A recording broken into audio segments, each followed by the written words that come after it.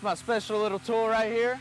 I pretty much use this sharp edge to get the grass off the infield dirt.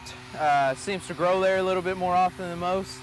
So pre-game every day, first thing I do is usually go ahead and get the grass off. Later on I'll mow. After I mow, I kind of rake all that grass off the dirt.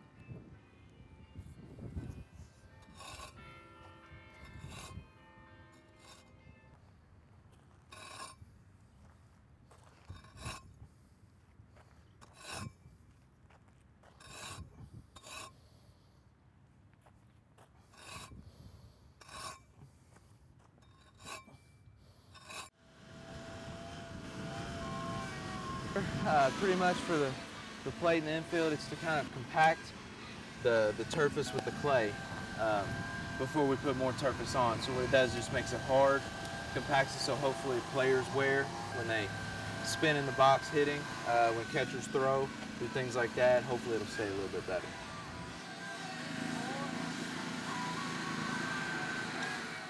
What time is it? About 9:30? Yeah. If we wait till like 10, we can go ahead and turface that and leave the front part undone. And we can go ahead and turface the mound. I won't be on the mound at all. You won't throw anything on the mound? I mean, we can leave it off the edges and I can drag it on after we get done. I've just got to wait for that to dry so it doesn't clump. There's the sides I'm gonna get. Here's the deal too, is if we turface it right now, we're gonna have to water it 2 or 3 times before game time. I mean, just so we have that in the plan. Yeah. Yeah, that's fine. What if we just watered it and put something over it? We're gonna have to re-rake it, is what I'm saying. Put it off this front. I might have to put more on it later. What we're getting ready to do is we're pouring turface on the plate, which is a field conditioner. By field conditioner, it pretty much is something that lays on top of the clay, gives players better bounces. Another thing it does, if there's a hole in the clay, if a spike goes into it, the turface goes in and covers it up, fills that hole, so less likely for bad bounces. Also, it keeps moisture underneath of it, so we water it before it's a little bit wet, put turface on top of it. It keeps it moist underneath, but also once you put it on, it actually keeps the water from going all the way down to the clay.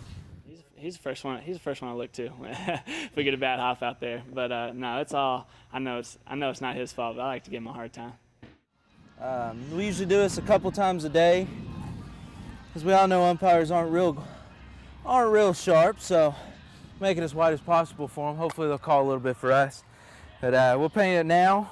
As soon as we get done taking infield and outfield, the plate will get dirty again.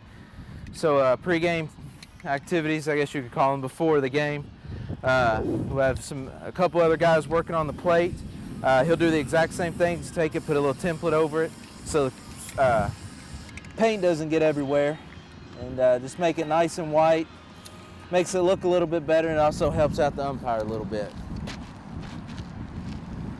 He's grown up his whole life with his dad building baseball fields, and so has a lot of experience doing that. So I mean, he's out there getting the dirt ready with as much as getting the right moisture content in the dirt, making sure the grass is what it needs to be, thickness wise, height level wise, with the mowing, the mound and the pitcher's mound and home plate, making sure that there's enough clay in the holes and it's tamped and there's the right amount of turface and clay on all the areas.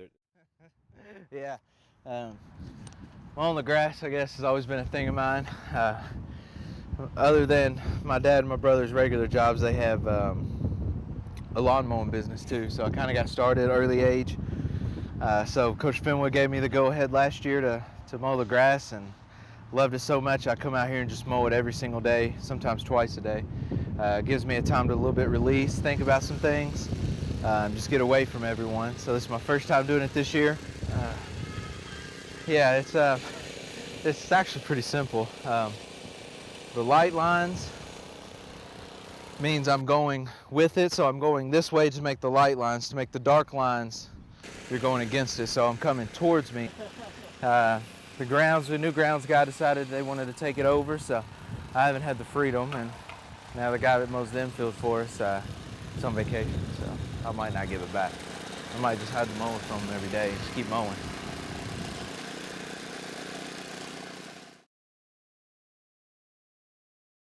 Go get some breakfast. We can go check out Chick-fil-A. A lot of the guys usually eat at the calf, but. Thank you. All right, appreciate it.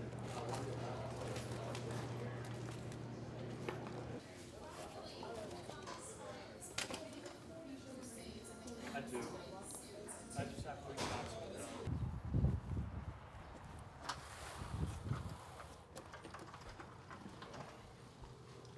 And it usually takes me a while to get rest. I like to make sure everything's perfect. I gotta be comfortable. I don't know. I just like to take my time, you know? You look good, feel good, play good. That's how I feel. So I like to take my time getting ready. So I've kind of cut out the superstitions, and it's just more of just getting ready. I mean, usually it's about the same thing every day, but I don't really pay that much attention to it.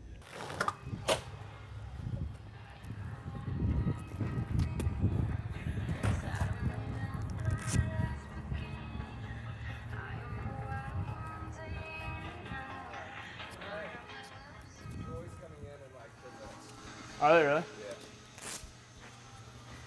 Huh. Yeah, they're coming at 11. They're just coming to hit? Yeah, we gotta get out by 11. All right. We can hit for 10 minutes. You wanna hit with me? Can I hit with you? Yeah.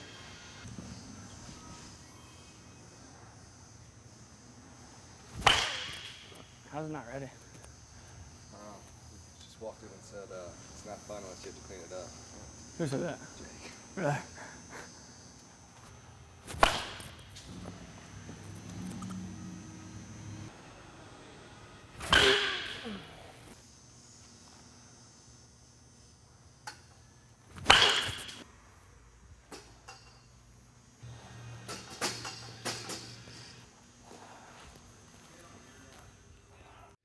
You know, the thing about Casey is he's the same every day, and I think consistency is a big thing.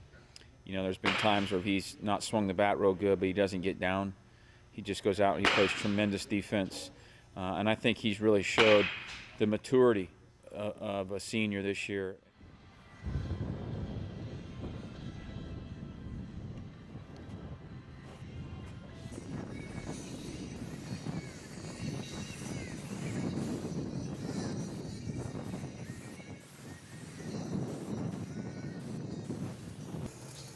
Just look neat, you know. Just look, pay attention to detail, you know. Don't look sloppy when we're out there. He's big on the little things, so that's something he's kind of implemented this year. It's not something we've really done in the past, but with Coach Myers here now, it's something we always do. So whether the night before or before the game, I like to make sure our shoes are as clean as they can get, I guess. Now, 35 games into the season, it's kind of hard to keep them clean every game, but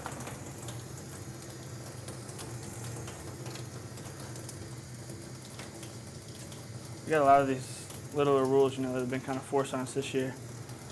You know, no beards, no long hair over our ears. Last year I had the flow going on for a while, but had to get rid of it this year because all cleats and turfs and, you know, I mean, everything we wear is all given to us, you know, so I guess it's not asking too much just to have us wash them before games.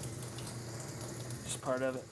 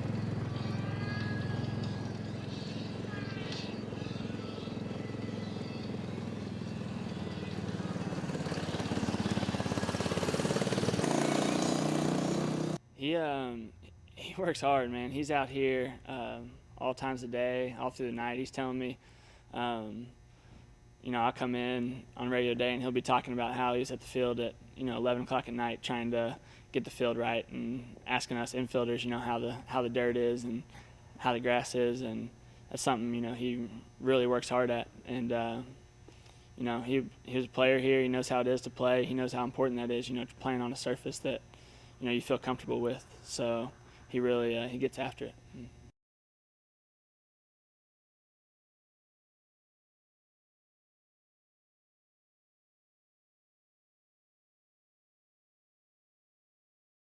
When people see the finished product, they don't realize the balance between clay and water and turfus and all those things that make an infield and a playing surface very desirable.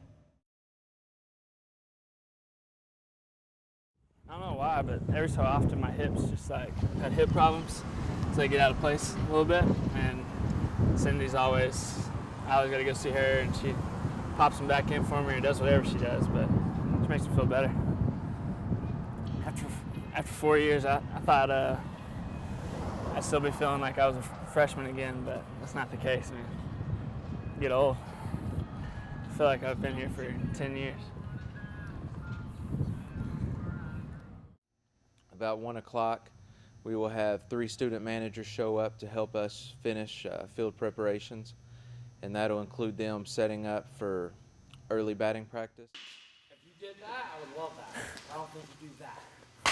What you just did, that's what ultimately I would love for you to do every pitch. Me too. I think you go.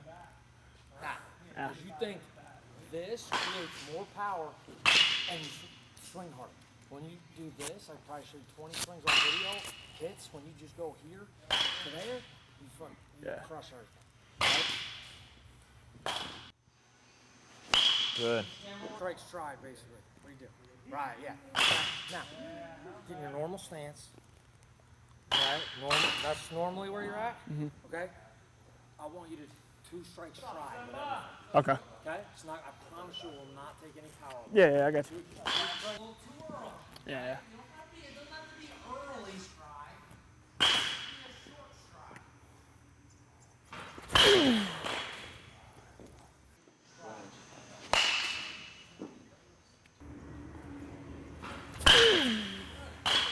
Underclassmen, when you have to have certain classes for general ed and you have to take them at certain times, you can't really control that. You're just getting in what classes you can get in, and you may have to go to a class, you may miss a test or miss a review for a test, and you got to make it up. There's no teacher's going to be like, well, since you play baseball, you just don't have to take this test. You're going to have to make it up sometime, and so whether that's studying while you're on the road or getting something turned in online, finding a way to get to a hotel computer, whatever it is.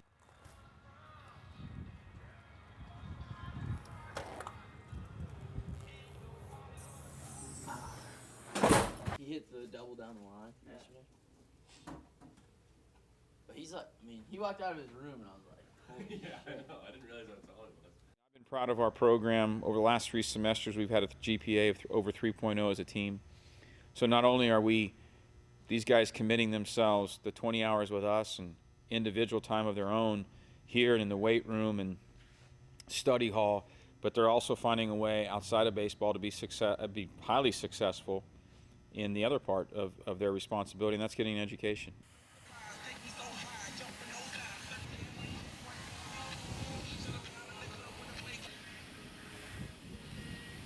Let's go, let's get it. Starts here, taps on 3, 1, 2, 3. Stop.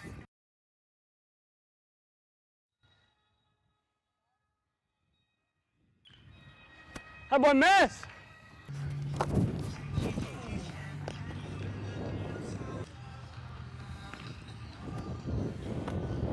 Buddy Kate.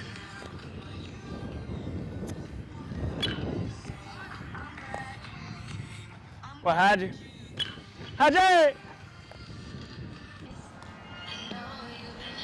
Good.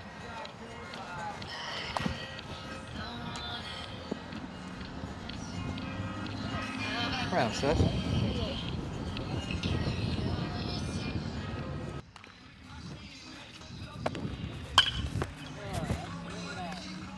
Come here. Simmons, come here. Okay, so it's not here, step and go. It's here, back, hit on top of the ball.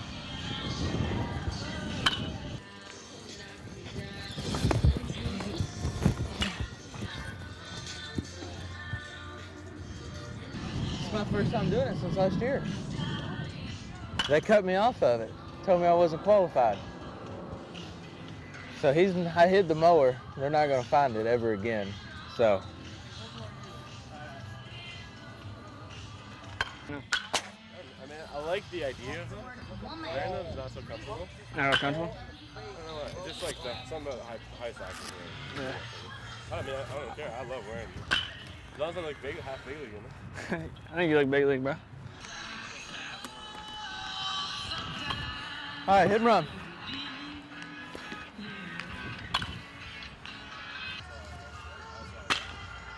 They got a lot of new guys, so maybe. I think so.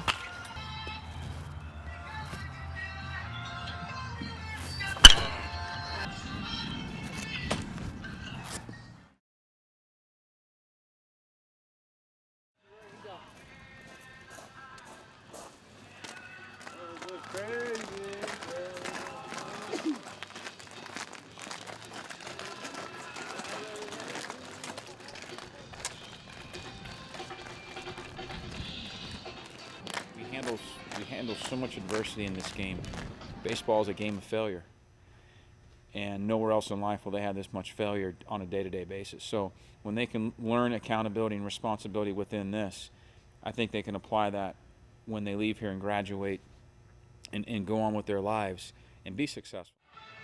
And all I've got here is a little scouting report on what we do on the other team. As far as I keep every pitcher to every hitter, see what they throw and what counts and velocities and things like that. Then so we have spray charts, so every single hitter and every single at bat that they've ever had against us, we have all that laid out for us, so we know where to move fielders and things like that. We try to be as prepared as possible to kind of give us a leg up on some competition. I mean, they do the same thing, but hopefully our kids take more heart in it and just kind of take a look at it and prepare a little bit better, and hopefully that gives us a little bit of advantage for a win. Here's the first pitch of the game, and it sails inside to Jacob Nixon, a right-handed designated hitter for the Trojans of Troy. We're underway, and a first pitch was brought to you by AT&T. For Mad Island, this is Randy Lee. Special thanks to our producer, Chris Hart. We'll visit with you tomorrow at 3:45 from the Nick as Tim Beto comes back and pitches for the Hilltoppers against the Trojans of Troy. This is Hilltopper Baseball on the Hilltopper IMG Sports Network. The rain changes a lot. Obviously we don't have as much time tomorrow, depending on the rain. We also didn't get to fix the field tonight, which is a big problem. Usually we fix the mound, fix the plate tonight. Go ahead and drag the infield, have everything ready tomorrow, where we just come in and kind of water it and get it going.